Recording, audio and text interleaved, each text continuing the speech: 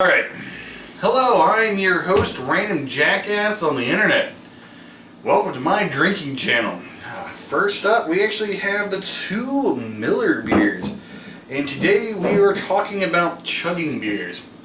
And what they kind of represent and how they are.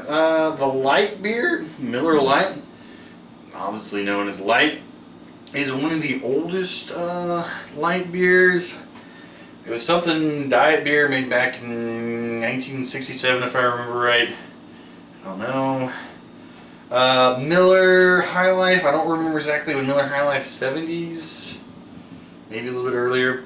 It was one of the first real big light beers. Miller High Life. But it is what it is. It's one of my friend's favorite beers. It's the champagne of beers. It's fun with these. These are your just standard chugging beers. Then we go down the line of chugging beers, and you have your Pabst Blue Ribbon. What makes this a chugging beer is the fact that it's generally the cheapest beer you can find at bars. Usually it's like 16 ounces, and they'll sell you like 3 of them for like $6. That's great when you're at a bar, because bars are fucking expensive. But they also have a stigmatism of being hipster beers. Why? Is because they're really cheap at bars, and a lot of times, sometimes you'll be hanging at bars and there'll be these people's friends band playing, and of course they're hyping them up, but also these people are musical nerds and they think they're better than you, and that's generally what a hipster is. And honestly, I think I'm better than you because I'm talking about beer, and I don't know. Honestly, I'm not the biggest person on beer, and I'm willing to admit I'm drinking all these, and hell, I drink all these again. If I was a true hipster, I'd be like, this is trash, smash it all off and throw it on the ground and pull out my IPA and just be like, the only thing I like is earwax and flowers, and start drinking a fucking IPA in front of you and be like, my favorite Sierra Nevada Super Octobercutioner because it's just so sweet to my lips.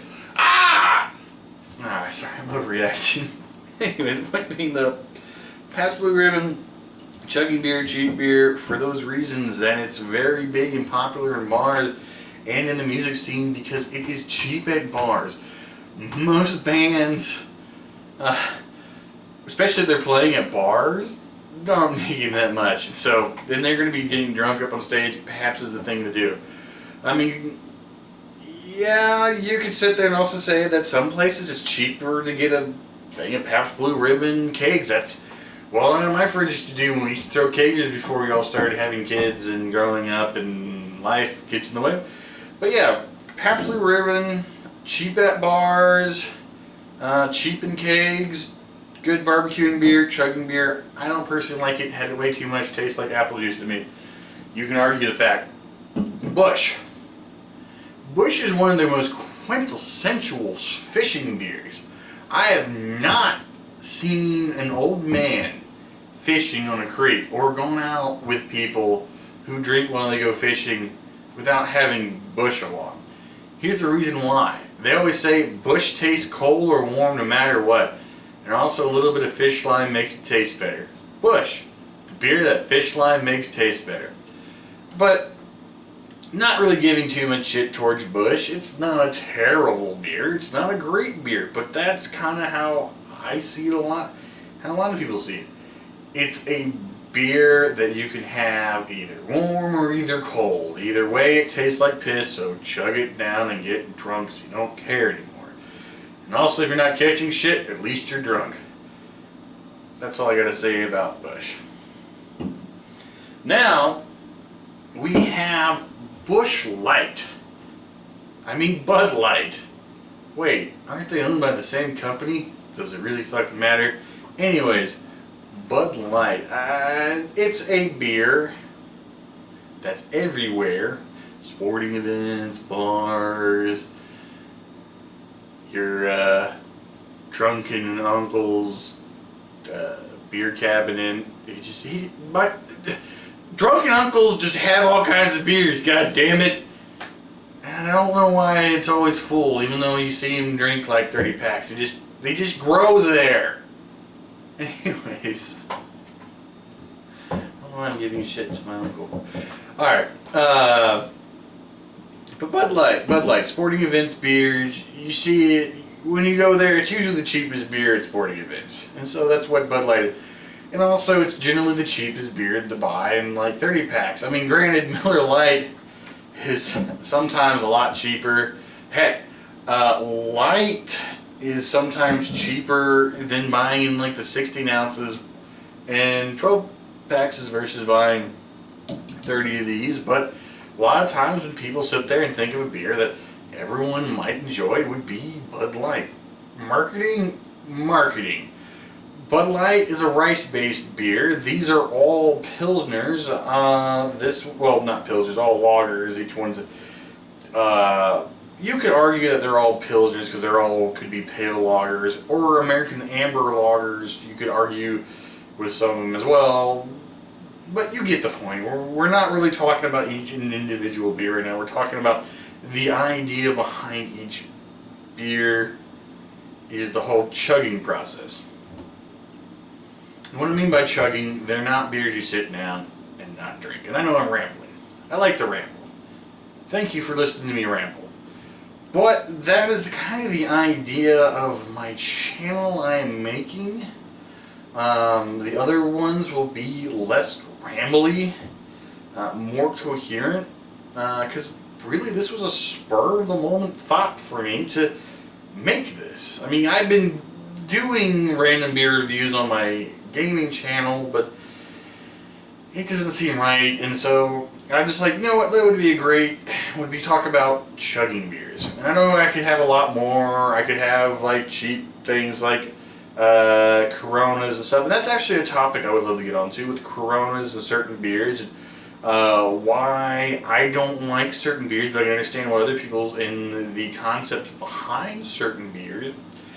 But that is neither here nor today.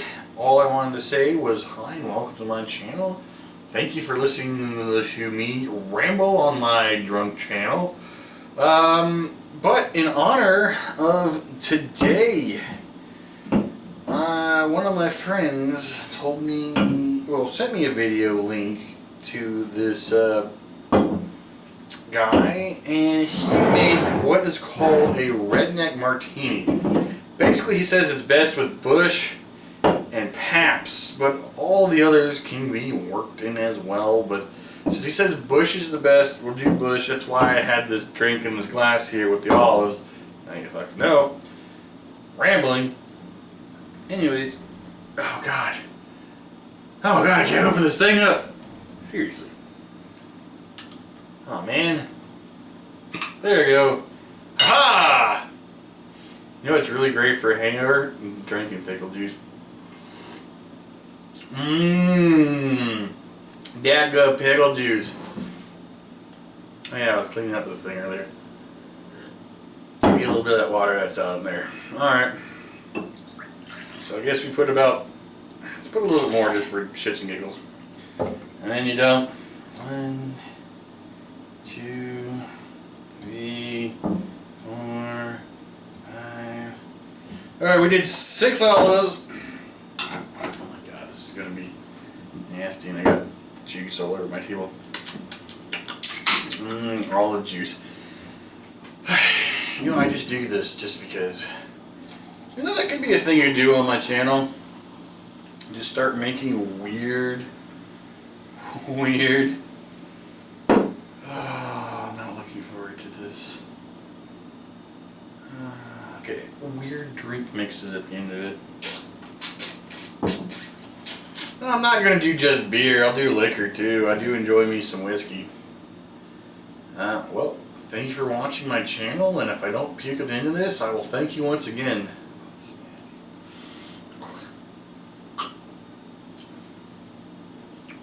Huh.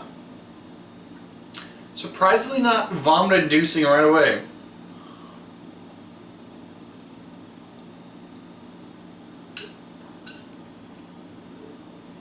A little worse.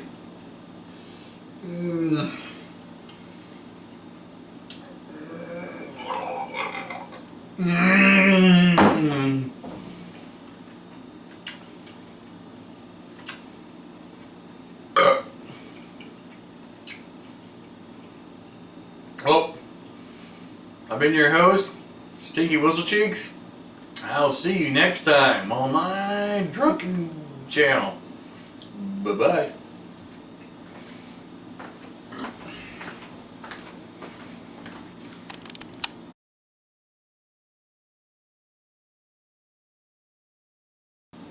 Beep.